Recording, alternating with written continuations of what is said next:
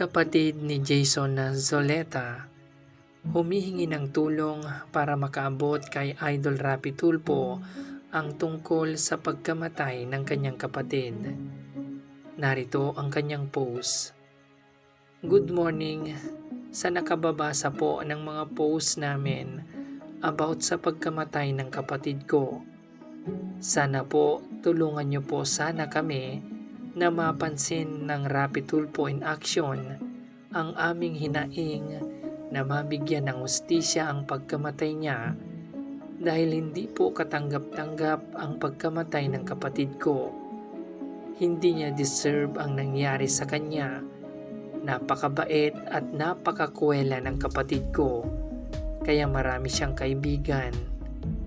Bumili pa siya ng damit niya para sa plano nilang pagsiswimming. Excited pa siya. Hindi na niya masusuot ang bagong damit niya na nilabhan pa niya bago siya makipagkita sa ex niya na walang puso. Na yun na pala ang huling araw niya sa mundo. Hustisya po ang kailangan namin, kaya tulungan niyo po kami na makalapit sa Rapi Tulfo in action.